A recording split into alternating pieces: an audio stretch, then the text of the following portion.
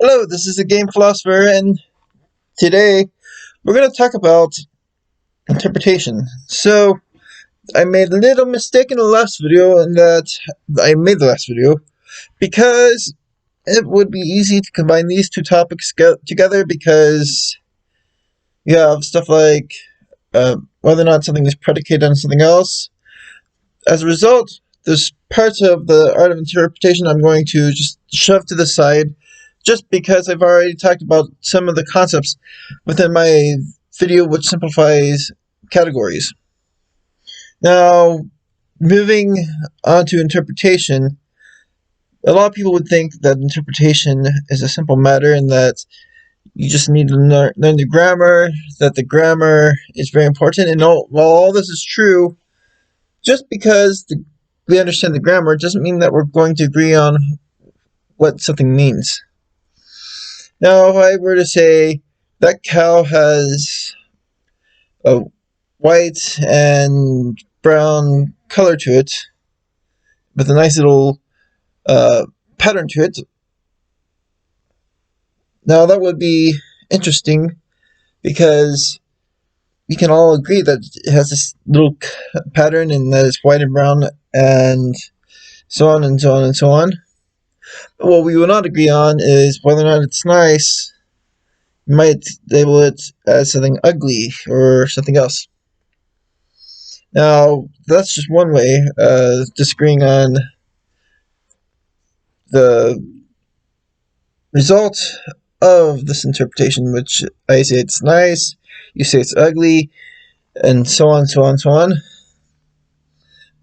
But you might also have something more of a line of a parable. So a lot of times you have in ancient literature, you have this little story that's told so that people might listen and understand. In fact, even some of the more famous philosophy books, such as the Republic, actually has such things such as the famous cave, or the myth of which is also in the Republic. You also have Aesop's fables. You have the parables of Christ, and so many different interesting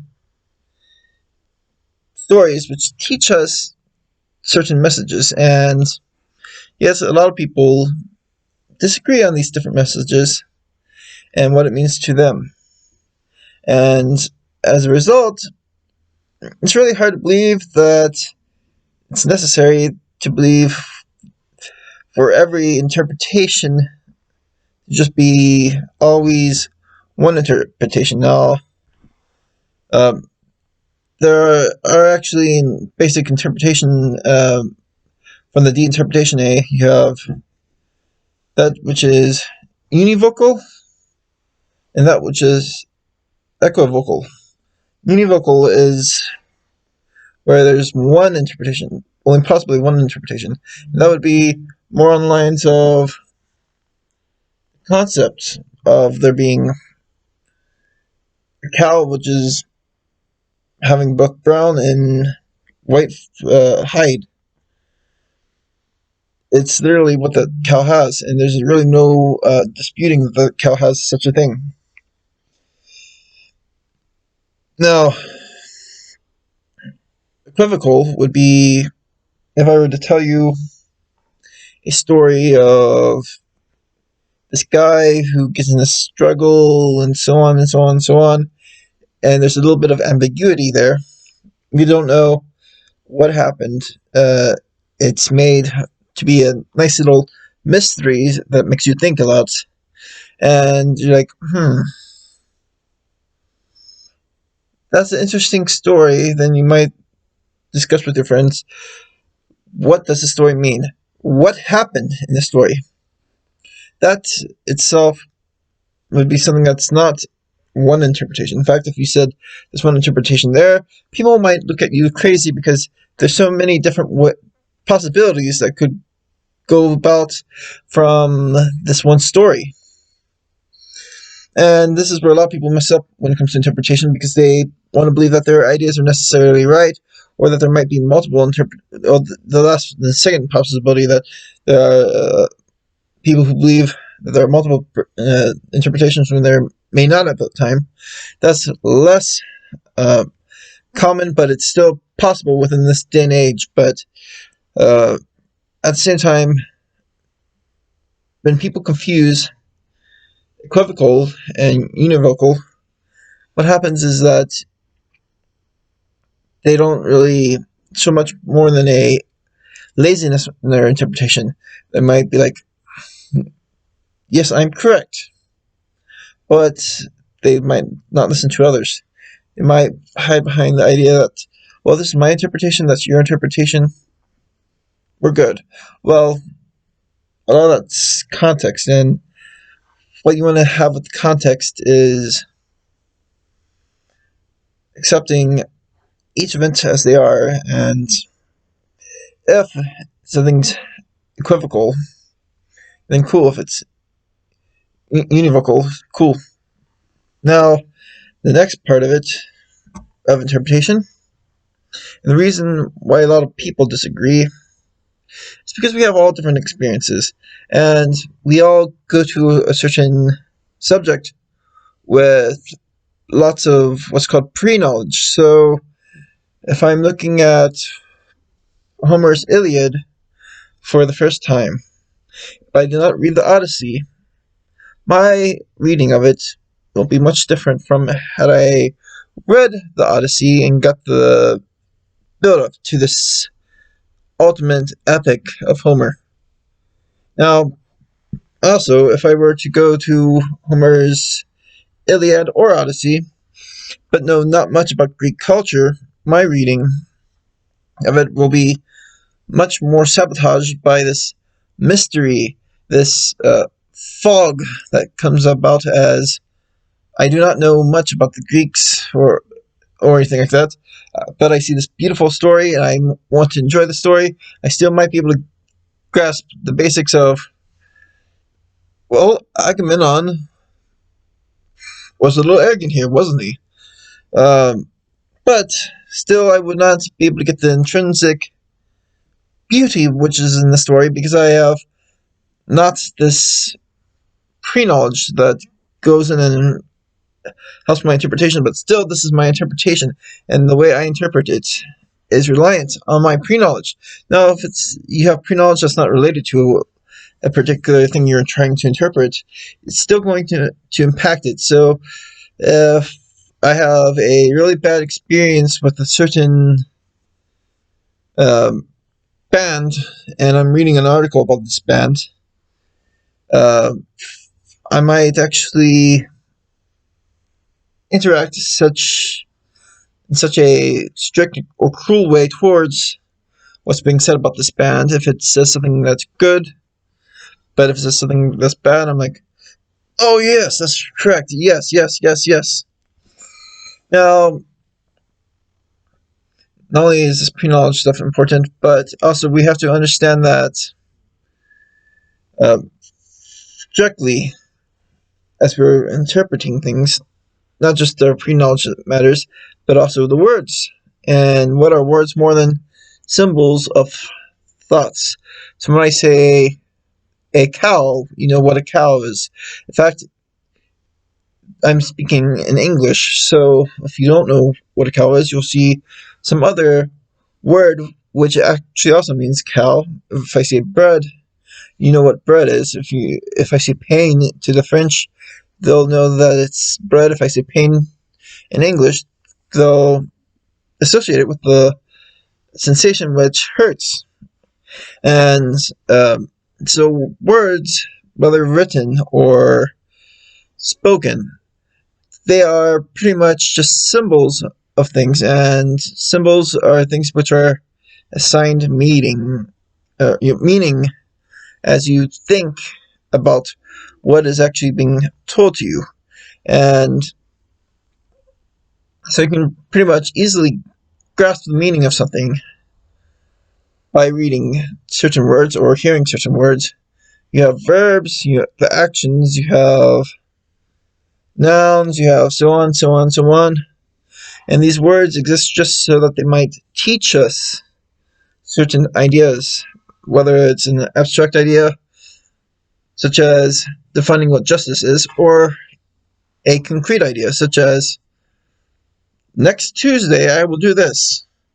And so this is pretty much a very simple thing. Now, you also have a lot of grammar structure and all that goes into how we interpret things. All this is different for different languages, so I'm not going to get into that. Besides, I'm not a grammar channel. If I were, then I would be doing more grammar videos, and I don't want to start doing that because grammar is interesting, but it kind of gets redundant after a while. And so there you have it. Now, next time you go around thinking about interpretation, next time you hear someone say, this is the truth, that something happens, you will be able to understand basically what's happening. Now, going on to different types of sentences that you might hear when someone's saying this, you hear someone say, well, it's possible that that is the case. Of course, what is possibility? It means that it can happen, not that it will, not that it will not happen. Something is contingent upon something else, meaning it is necessary for this condition to be fulfilled if this other condition happens. So when you hear a lot of times people talking about arguments for God, they'll say that it's contingent for the universe to exist if something is set into motion, if there's a primary mover, if there's a first cause. And of course, it means that it is absolutely necessary. It's dependent on this fact, this idea that you have this primary thing that sets this other thing into motion because it can't go on and on and on and on. Now, if something is necessary, that means that you really can't get around it. So if you were to have something proven to you and that there's so much evidence and evidence and evidence, but it's not quite certain, you can't really say X is the case, but you have to say it is necessary that X is the case because this. And of course, if I were to say it is, that means I'm certain it is. Now you have different types of things like negations. X is not the case. Affirmative. X is the case. Contraries is pretty much the lining of X is the case versus X is not the case. Contradictories. When you have contradictories, you will have things that can't really exist at the same time. So if X is the case and X is not the case either, they can't mutually be true. So this is why a lot of times logic can be called dialectics in the classical sense, even though today we kind of separate the two, which to me that's kind of a big mistake because it kind of makes sense together. If you understand logic from the standpoint of Aristotle, these things really do go together, but so you have X is the case, X is not the case. This is a problem. It has to be resolved, and so that's when the discussion happens. You have if-then statements, which of course is if X is the case, then Y is the case, or if X, then Y. If you have disjunction, which is either X or Y. And finally, as part of interpretation, talking about interpretation, how we understand things, since we already have discussed all the stuff, such as the idea that interpretation itself is not always a concrete matter. We talked about the equivocal, the univocal, the language, how the language works, how it's all symbol, We talked about the dialectic, the different types of sentences. We talked about the knowledge and how pre-knowledge works. I'm now going to have to say, as a concluding remark, that when you are trying to interpret things, an interpretation, when I interpret, whether I interpret an event or a statement or whatever, my interpretation of said thing is dependent upon another idea. It's not dependent on my idea. So, not so much my idea, rather, because even though there's an interaction going on, it's still dependent. Because if there's something that's not there to interpret, there's no such a thing as interpretation if it's not reliant on this other idea, this other object, this other event, which I find, which I experience, which I think about, for it to be an interpretation. Now, this will go further when I talk more about analysis and all. But when I interpret something, it's relying mostly on this other object, this book, this word someone might be speaking, this event I might be experiencing, that without such a thing, ideas themselves can either be original or self-sufficient, like ideas that have come without much provocation, or they can be ideas of interpretation. Interpretation meaning that there has been a little dialectic going on, whether it's a direct dialectic or not, it's there, and some would say that, in a sense, all things are experienced, all things are interpreted. In this sense, there is no original idea, unless we were to define an original idea differently than an idea which is not an interpretation, an idea that is self-sufficient. So, in a sense, all ideas are reliant on interpretation, but the starting of interpretation is understanding these basics of grammar, of knowledge, of experience, and so on, so on, so on. Thank you for watching. Please like, comment, subscribe, hit the bell button, and enjoy your day and start interpreting.